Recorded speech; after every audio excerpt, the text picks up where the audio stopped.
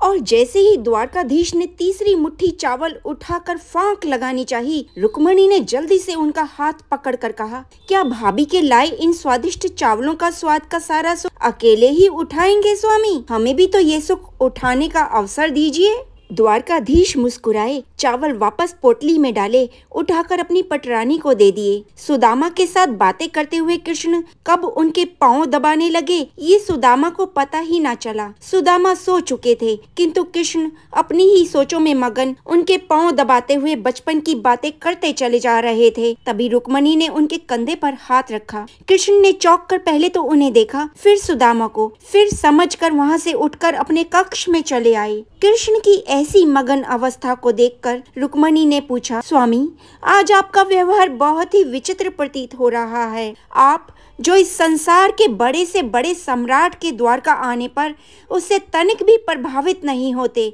अपने मित्र के आगमन की सूचना पर इतने भावविह्वल हो गए कि भोजन छोड़कर नंगे पांव उन्हें लेने के लिए भागते चले गए। आप जिनको कोई भी दुख, कष्ट या चुनौती कभी रुला ना पाई, यहाँ तक कि जो गोकुल छोड़ते समय मैया यशोदा के अश्रु देखकर भी नहीं रोए, वे अपने मित्र के जीर्ण शीर्ण घावों से भरे पांवों को देखकर इतने भावुक हो गए, अपने अश्रुओं से उनके पांवों को धो दिया। कूटनीति, राजनीति और ज्ञान के शिखर पुरुष, आप अपने मित्र को देखकर इतने मगन हो गए कि बिना कुछ विचार किए उन्हें समस्त त्रिलोक की संपदा समृद्धि देने चले जा रहे थे। कृष्ण ने अपनी उसी अमोदित अवस्था में कहा, वह मेरे बालपन का मित्र है रुक्मणी, परंतु उन्होंने तो बचपन में आपसे छुपाकर वो चने भी खाए थे जो गुरु माता ने उन्हें आपसे बांटकर खाने को कहे थे। अब ऐसे मित्र के लिए इतनी भावुकता क्यों? कृष्ण मुस्कुराए, सुदामा ने तो वह कार्य किया है सत्यभामा कि समस्त सृष्टि को उनका आभार मानना चाहिए। वो चने उन्होंने इसलिए नहीं खाए थे कि उसे भूख लगी थी, बल्कि इसलिए खाए थे क्योंकि वो नहीं चाहता था कि उसका मित्र कृष्ण दरिद्रता देखे। उसे ज्ञात था कि वो चने आश्रम में चोर छोड़ कर गए थे, और उसे ये भी ज्ञात था कि उन चोरों ने वे चने एक ब्राह्मणी के गृह से चुराए थे।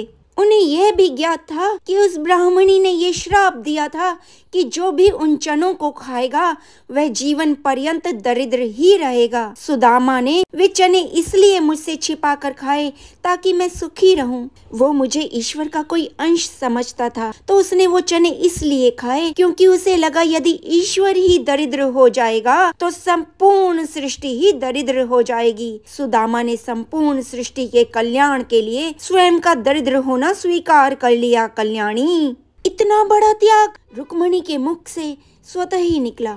मेरा मित्र ब्राह्मण है रुक्मणी, और ब्राह्मण ज्ञानी और त्यागी होते हैं। उनमें जन कल्याण की भावना कूट कूट कर भरी होती है। इक्का दुक्का लोगों को छोड़ दिया जाए तो सभी ब्राह्मण ऐसे ही होते हैं। अब तुम ही बताओ प्रिय, ऐसे मित्र के लिए हृदय में प्रेम नहीं तो क्या उत्पन्न होगा? गोकुल छोड़ते हुए मैं इसलिए नहीं रोया था क्योंकि यदि मैं रोता तो मेरी मैया तो प्राण ही छोड़ देती, परंतु मेरे मित्र के ऐसे पांव देखकर, उनमें ऐसे घाव देखकर मेरा हृदय भर आया रुक्मणी। उसके पांवों में ऐसे घाव, जीवन में उसकी ऐसी दशा इसलिए हुई क्योंकि वह अपने इस मित्र का भला चाहता था। पता है रुक्मणी, परिवार को छोड़कर किसी और ने कभी इस कृष्ण का इतना भला नहीं चाहा। लोग तो मुझसे उनका भला करने की अपेक्षा रखते हैं। बस सुदामा जैसे मित्र ही होते हैं जो अपने मित्र के सुख के लिए स्वेच्छा से दरिद्रता और कष्ट का आवरण ओढ़ लेते हैं। ऐसे मित्र दुर्लभ होते हैं और न जाने कितने पुण्यों के फल स्वरूप मिलते हैं। अब ऐसे मित्र को यदि त्रिलोक की समस्त संपदा भी दे दी जाए